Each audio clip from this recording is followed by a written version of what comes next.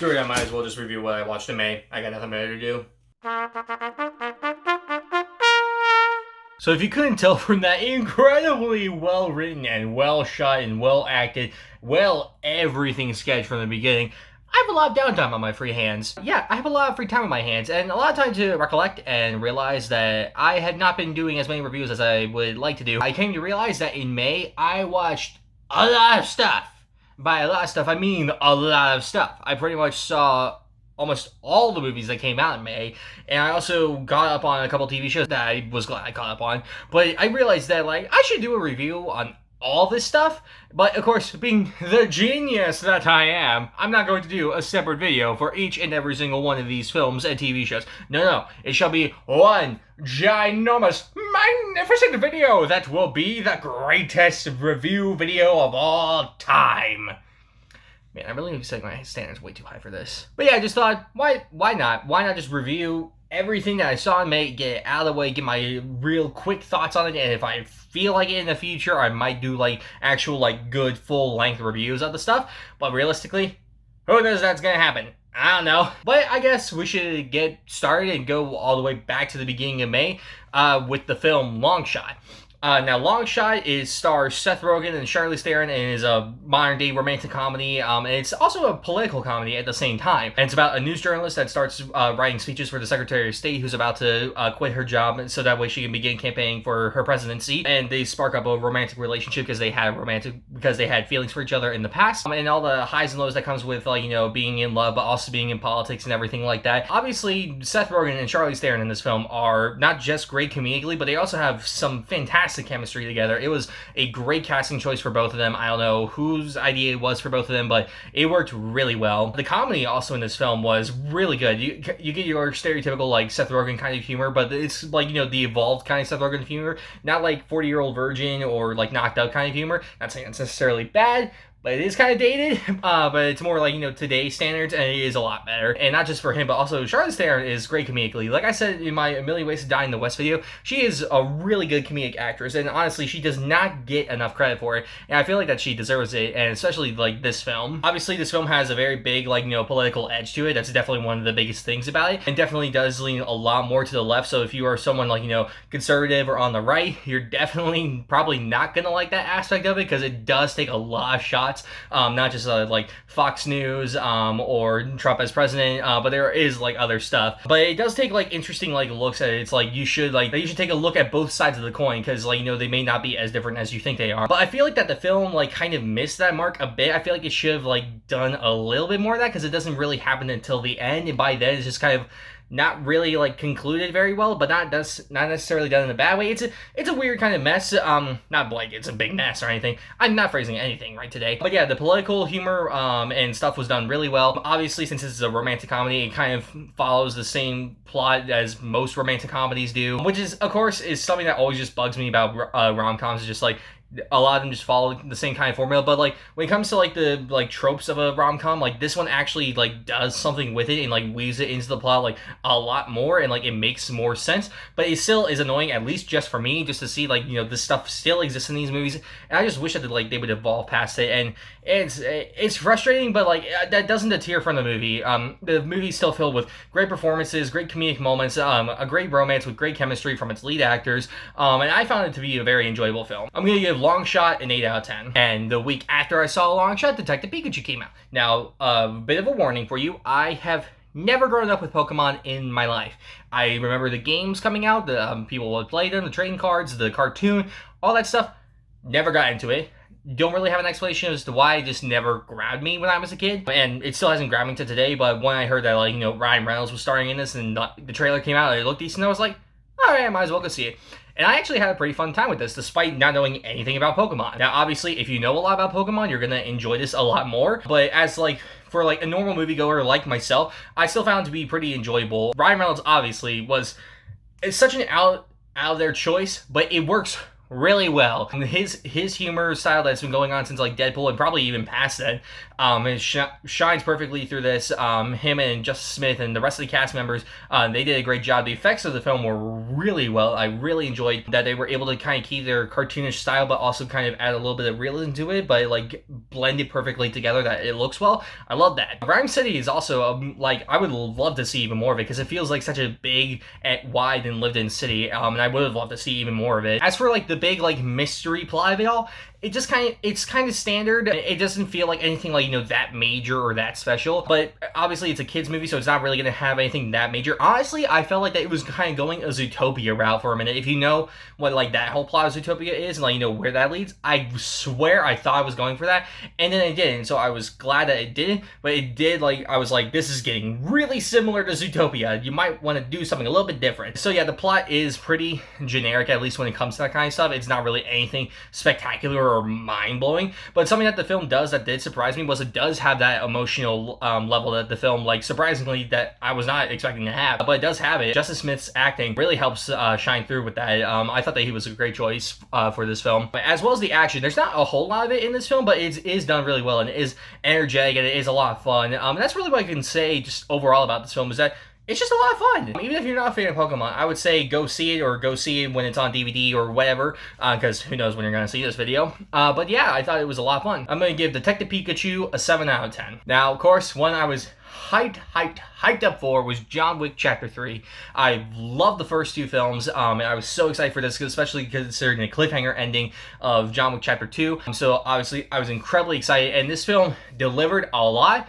But then the ending kind of lost me a bit, and I will get into that. Obviously, Keanu Reeves is just... He's Keanu Reeves. Like, he's amazing. Like, you can't do no wrong when you got Keanu Reeves in your movie. It just, the level of effort that he goes to for these films is just incredible. All the action scenes are just like, somehow they keep topping each film, and I just don't know how they do it. But it's just like nonstop action from beginning to end, and it's just, it's a sight to behold. And Halle Berry also does like a fantastic job with the action scenes. Even though her role is pretty small in the film, just like every scene she was in was just, I love it. She was great. As for like the overall plot, I'm not really going to get into it because it does spoil Chapter 2, but obviously John Wick kind of does something that's not exactly good, so kind of the whole world is pretty much after him now. But what sucks though is that the film doesn't really fully go with this idea. We see like a lot of people like in New York are after him, but even then, like, it feels like Chapter 2 did this a little bit better, because like it's a tough thing to like really grasp, just because like the whole like scale of it was done, I think, better in Chapter 2 than it was in this. They got it across like well in the beginning, but then like as the film progressed, like it didn't really necessarily feel like that. So I would say that like that's something that could have been improved a little bit, as well as the like real ending of the film. It feels like that it wasn't, at least for me, it wasn't a real satisfying ending for this film. And it's like, again, another big cliffhanger, but not as like exciting as the second one was. I don't know where it's going to go for the next one, and I am excited for it, but I am a little bit ticked off. Just like, it feels like that it was amounting to something, and then it kind of didn't. It's the only like thing that like frustrates me about the film. But other than that, from the action to the direction to the acting from everyone, it was just fantastic. So much fun. If you haven't seen any of the John Wick films, highly recommend them. They're fantastic action movies, and Keanu Reeves is just amazing. I'm gonna give John Wick Chapter 3 Parabellum an 8 out of 10. Now, this was a big film for a lot of reasons. A big controversial film for stupid reasons. This one is Aladdin. This has been a film that I've been very nervous about for a very long time, just because you can't really do Aladdin like correctly without Robin Williams. And now, obviously, because Robin Williams isn't here anymore, it was kind of baffling that they were still like, we're still gonna do it. Now, obviously, Will Smith was a great choice for it. He was fantastic. He made the genie his own, and I was like, I'm very, very glad for that. And I'm thankful that Friend Like Me wasn't a rap song, because like it just, Disney with rap has not worked. And like at the very end, like at the beginning of the credits, like there is a rap version with DJ Khaled with Will Smith, and no. Just no. If you're a fan of it, I'm glad, but me, no, I don't care for that. But overall, with the rest of the film, Guy Ritchie, who directed the Sherlock Holmes movies and some other British action films, he was director on this. I don't think he was necessarily the right choice, because he just didn't add really anything to the story or like the vision or really anything. It It feels as standard as it possibly could be, and that's the worst thing you could do for a film like this, is just like not doing anything to deter from the original. And obviously that's a really hard thing for these Disney remakes to do, is to do something of their own but still be faithful to the original. I feel like the best example that was able to do this was the remake of The Jungle Book. I still think that was a great remake, and it, like, you know, not only paid homage to the original, but also did enough to stand on its own. This one, nope. Effects are fine. Genie's effects are pretty good. And the Friend Like Me musical number was done really well. But it's just like, there's nothing like really to its style or really just anything it does. Even like some of the humor, it's just like, it doesn't feel special, or like, that's basically what I can say about this film, is like, it gets the job done, but it's nothing special. If you have fun with Aladdin, I'm glad you do. But like, these remakes need to be held to a higher standard, because the cartoons are at a higher standard, which is kind of baffling. But it's frustrating that Disney and the filmmakers just aren't putting in as much effort as they should be with these remakes. They're either not really caring that much, or they're like, don't change anything. By the way, add in this stuff, but don't change anything. And it's dumb. And like, this film like adds in like a prince like to woo Jasmine's hand. He's in the first like minute of the film. He's there for like 10 seconds. He's gone. He comes back, then he's gone again. Could completely cut him out, and nothing would have been missed. So I don't even know why he was in the film at all. So again, a baffling choice. The cast was great. The guy that played Aladdin, he was good. Although I feel like some of his deliveries were a bit off, and I don't know what it was, but overall he did a great job, and his singing voice was also great. Naomi Scott stole the show as Jasmine, not only from what they did for her character, but also like from her performance, and the new song that she had in the film was fantastic. She was great. I absolutely loved her in this film. She and Will Smith both stole the show, and I'm so glad that they cast those two characters perfectly. The guy that played Jafar, no, he doesn't have like the necessary like, you know, fear factor or really creep factor that the original Jafar had, or any kind of intimidation factor about him. So I did not buy for a second that, like, you know, he was this big giant threat at all. So could have been cast better. Nothing against the actor, but yeah, nothing. Bad casting. Just overall, Aladdin's just a big like mixed bag that gets the job done. If you enjoy it, I'm glad that you enjoy it, but honestly, I expected more and I still got less. I didn't hate the film, I had fun with it, but at the same time, I was frustrated with it just because, like, there's no creativity and no vision with the film, and that's so frustrating for me. I'm going to give Aladdin a 6 out of 10. One film I was very excited for, that I absolutely love the concept, and I couldn't wait to see it, was Brightburn. If you don't know, this is basically the idea of, like, you know, what if Superman as a kid, rather than become a hero, became a villain and started, you know, murdering and killing people. I thought that was a really interesting idea, and pretty much throughout most of the film, they executed it pretty well. From everything from, like, you know, the acting to the effects to pretty much everything. It got the job done really well. This film was made for a budget of, like, $6 million, and the effects that they were able to do were pretty damn good. I was thoroughly surprised with what they were able to do on such a small budget. But with that small budget comes a lot of restrictions, and I feel like that there were too many restrictions that, like, they had to keep it at a 90-minute length, and that does not help the film that much. Really, what suffers in the film is his motivation for, like, you know, why he starts, you know, going evil and killing people. It's like, it's there, but it's so minute and, like, you know, so lacking in, like, you know, real reason and motivation that it's just kind of frustrating that it's like, I get it, but I need more to, like, you know, really get behind it. And that's really the thing that holds the film back from being something great. But other than that, I thought everything that it did, from the acting to the action to the horror elements of this film were done really well. I never thought you could do a superhero horror movie. You can, and this is how you do it. It's done really well. Elizabeth Banks, like, she did a great job in this film. I don't think I've really seen her do much dramatic work, but her role in this film was fantastic. I loved her, and the guy that played her husband. He's from The Office. Forgot his name. Dick that was engaged to Pam. Forgot his name. But anyways, they were both great. They were great. I love, like, the way their characters were. I love the whole, like, situation that, like, they were presented with, and, like, you know, how they go about it. And that's really what I can say about the whole film, is that it's just really interesting. Presents a lot of interesting ideas, and a lot of cool things. So a lot of it follows through on, but a lot of it, it's just kind of held back, again, from that lack of motivation, and just kind of becomes a bit of a frustrating watch.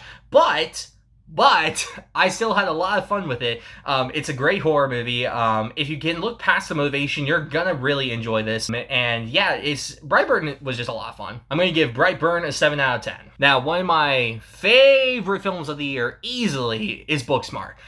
This was Olivia Wilde's directorial debut, and this is just like, your kind of typical teen comedy, but it takes like the approach of like, two girls that like, always like, did their homework, got their grades, like never partied, never did drugs or anything like that. Like, they got into their schools. But then the kids that, partied and did drugs and everything like that, they also got into those same schools that they did. And so they're like, all right, well, this is the night before graduation. We might as well, go out partying and whatnot and finally experience what we've been missing this whole time. And from that, just that plot idea alone, like, I love that. Just because, like, it's very relatable. It is so relatable to a lot of people. And that was instantly like the thing that compelled me the most. But what really surprised me was how freaking funny this movie was.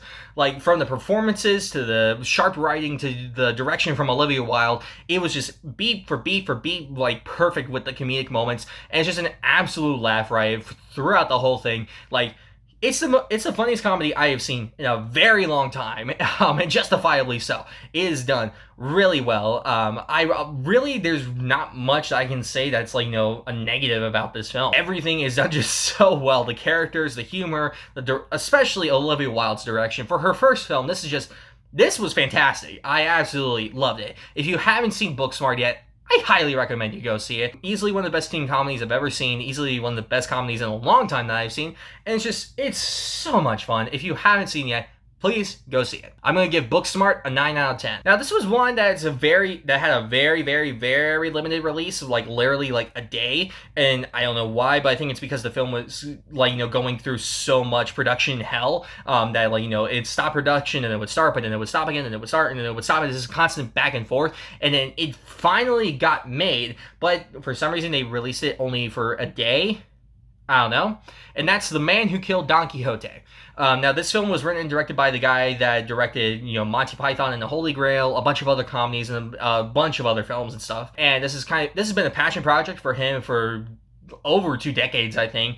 But, it was like a cursed film almost. Like, I'm pretty sure there's a documentary made about the making of this film. And from what I've heard, it's really interesting. So I would recommend going to see that before you see this film. And I believe this film is now on digital. But what the film is really about is a director who's like, kind of stuck like in this film project. Thinks back to like, when he was younger, and this like student film that he made about Don Quixote. And then like randomly out of nowhere, the guy that plays Don Quixote and that shows up, believing he's Don Quixote. And this ensues in a wild, just insane, like, trip down, like, kind of like insanity, I guess, is the best way I can really describe it, because the film is kind of a mixed bag. Now, I'm really glad that the director finally got the film made in the way that he wanted it to. I'm really glad that that happened. But really, the biggest problem that plagues the film is, like, what it's like building to, because throughout the whole film is like Adam Driver, who plays the director, we get like a sense of like he's kind of going a bit mad and crazy, but there's no real inciting like incident that makes this happen. It just kind of starts to happen, but it's only in like blips and like tiny little moments like here and there, and the film is like almost 2.5 hours. It's really long, but the moments are so too far in between that it makes it like, really hard to grasp that like, he's kind of going a bit crazy. Now, this is a comedy, but the problem is that like, it's not always truly funny. Sometimes it goes a little bit dark, and it's just like this really weird mix of a bunch of stuff that both work and don't work. And by the end, like, I didn't really feel fully engaged with like, the story and the characters. Now, the performances from everyone was fantastic. And like, when it was funny, it was pretty funny. And like when it did things right, it did things right, and it was good.